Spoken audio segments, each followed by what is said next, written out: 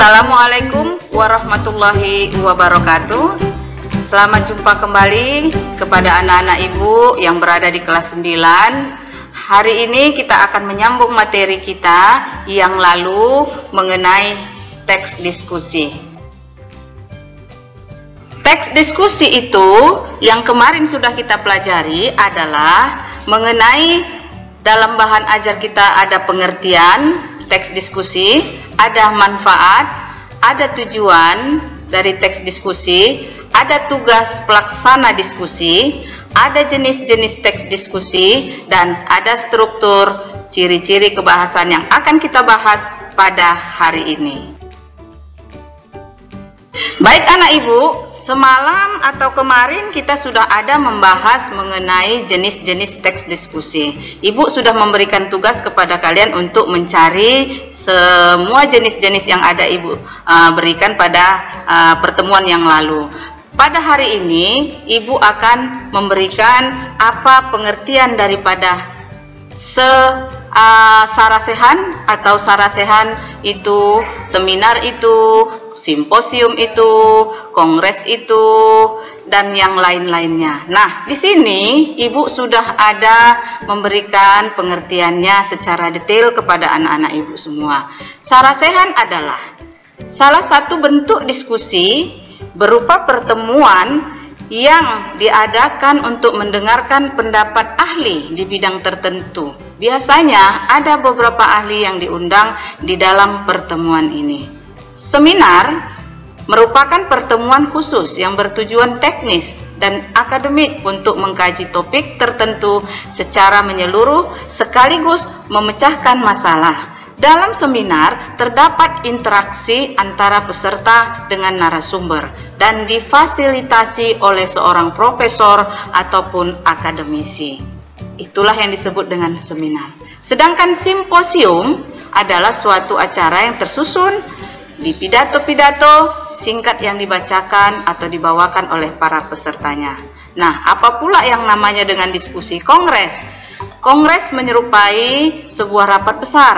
Peserta yang datang mengikuti diskusi ini merupakan perwakilan dari berbagai macam organisasi dan bertemu untuk membahas dan membuat satu keputusan. Ini sudah ada ibu bahas 4 jenis. Kemudian anak ibu, apa yang disebut dengan lokakarya? Lokakarya adalah acara atau pertemuan banyak ahli di bidang tertentu. Tujuan dari lokakarya adalah untuk membahas masalah yang berkaitan dengan keahlian mereka sekaligus menemukan solusi dari masalah tersebut. Lalu apa pula yang disebut dengan muktamar? Muktamar merupakan sesi konsultasi yang diadakan oleh pimpinan pusat atau suatu organisasi tadi. Di dalam diskusi ini, perwakilan-perwakilan dalam organisasi akan bertemu untuk membahas masalah internal secara bersama-sama. Oke, anak ibu, kita lanjut. Diskusi panel itu apa? Diskusi panel yang terakhir adalah diskusi sejenis yang merupakan forum yang mempersilahkan pesertanya untuk menyampaikan pendapat mengenai masalah-masalah tertentu. Nah, inilah dia jenis-jenis yang ibu mintakan pada kalian pada pertemuan yang lalu. Nah, di sini ibu sudah jabarkan dengan detail. Lalu, anak ibu semua, inilah contoh gambar yang kita katakan sedang menjalankan diskusi. Ya, ada beberapa orang, ya, kemarin ada ketua, ada sekretaris, ada narasumber, dan ada juga yang disebut sebagai anggota jabatan dia. Nah, inilah contoh daripada jalannya satu diskusi.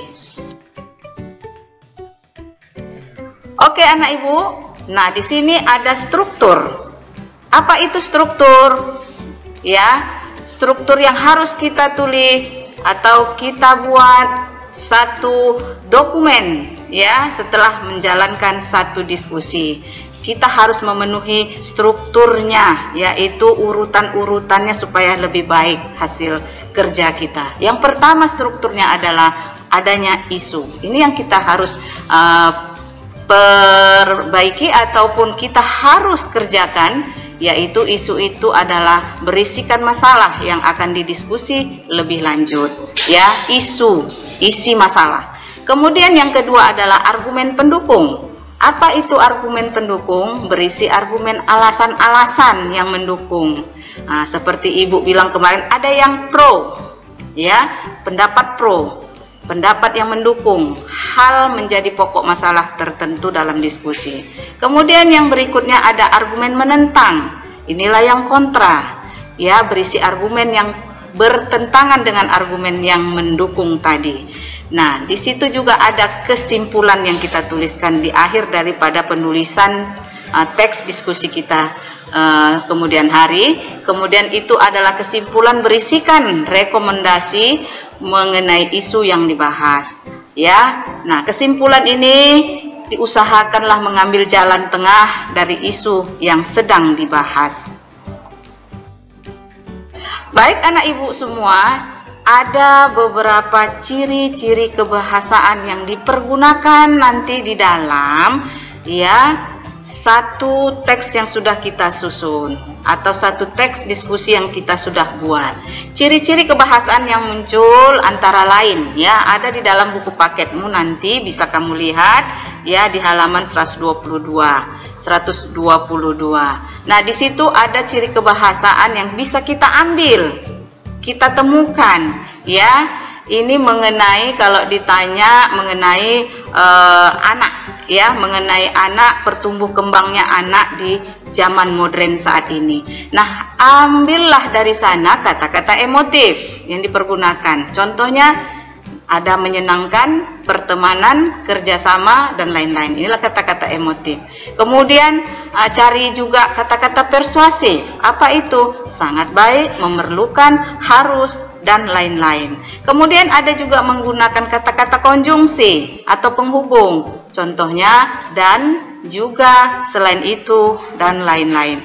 Kemudian ada menggunakan kata-kata topik dalam keseluruhan teks. Contohnya anak-anak, permainan, olahraga, bekerja sama dengan orang lain, dan lain-lain. Inilah yang bisa kita kutip dalam satu buku paket halaman 122, ya, mengenai ciri kebahasaan yang bisa kita ambil daripada teks tulisan hasil diskusi tersebut. Sebelum kita mengakhiri pertemuan kita, ya, dalam pembelajaran ini, di sini Ibu memberikan dulu bahan untuk kamu kerjakan atau latihan yang bisa kamu kerjakan. Anak Ibu bisa mencarikan apakah itu, ya, latihan kamu, kata emotif, kata persuasif, kata konjungsi pengertiannya, dan kata topik pengertiannya. Nah, itulah tugas anak ibu yang akan Ananda semua buat di dalam buku latihannya. Terima kasih anak-anak ibu semua yang sudah mengikuti pembelajaran kita pada hari ini. Mohon maaf jika ada salah kata yang ibu sampaikan, ibu mohon dimaafin. Wabillahi taufiq wal hidayah. Wassalamualaikum warahmatullahi wabarakatuh.